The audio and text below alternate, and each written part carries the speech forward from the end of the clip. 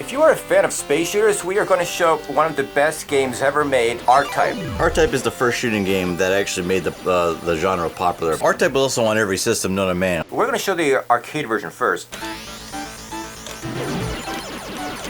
Nice graphics, nice sound. If you hold down the button, you'll actually do like a super shot. Now I heard that this game was inspired by the movie Alien. Everything was inspired by Alien. This is the hard part, because you gotta like be able to fight inside. There it goes.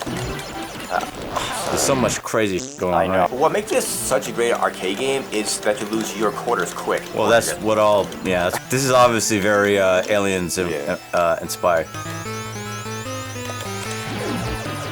Get the power blast to go into the center. Well, that's nice. Arcades were funny because like they didn't want to be too brutal. They knew that like you were here for a good time, not a long time. You're not kidding. This stage looks a lot like Contra. Oh no, this is the heart. Oh, that's right. I need this weapon for this part because the only way to shoot the eye. Damn, you did it. You wanna play too? Look at that. He likes hard type. Do you remember in the first Star Wars movie when they showed you how big that big fleet ship was?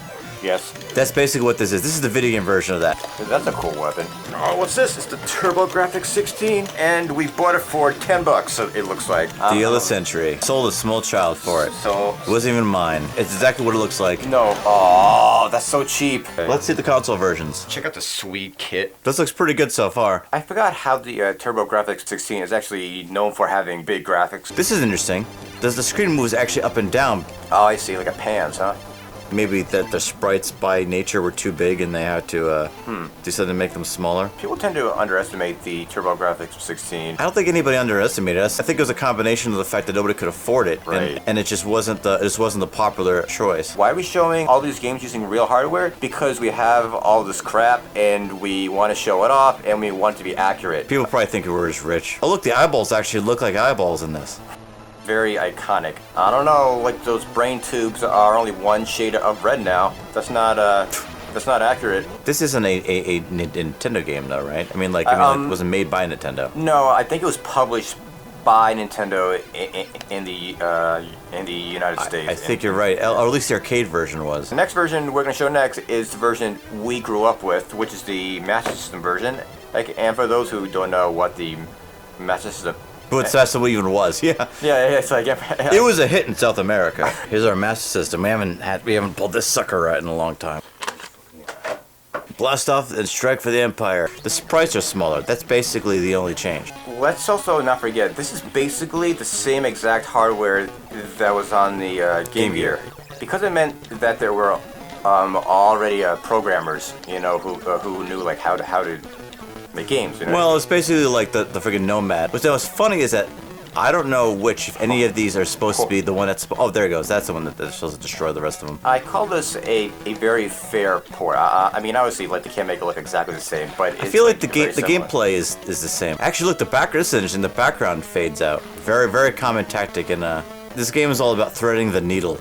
You know, like, I give them credit, like, for trying to get, like, all this stuff on the screen with this console, you know what I mean? Well, I don't think... I mean, it seems you're pretty good at it. Right. You act like it was a challenge for... I mean, okay, now it's a challenge. It's slowing down. Regenerated guns? Oh. Alright. What a cheap shot. So, you want to see the last and most... ambitious? Yeah. Ambitious, yeah. Yeah, okay, which is that the Game Boy one? Here it is, modded Game Boy with a TV output. Wow, they even made sure to put in the blast off and strike the evil typo. So, like, the black background is now white. Whoa, I didn't...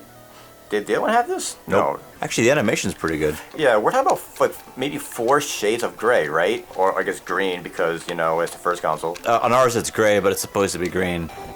Oh. Cheap. This screen was tiny and it was hard to see. And it was in black and white, and it was only 4 shades of gray. So this was very hard to make games look good or even play good. Our bootleg cartridge keeps jamming, so maybe we'll just stop it here, or... Yeah, let's just stop it here. I mean, like, yeah, you kind of saw how it kind of was working. It's on the Game Boy. Yeah, it's on the Game Boy. Yeah, the Game Boy version, you know, the Game Boy version exists. I think R-Type still holds up. I think, yeah, okay. I think if you wanted to practice actually doing some of the shooters now, it's a good place to start. Yeah. I mean, there's so many more shooting games now than there were back then, but I think it holds up, and I think it's interesting that it was up for almost every system known to man.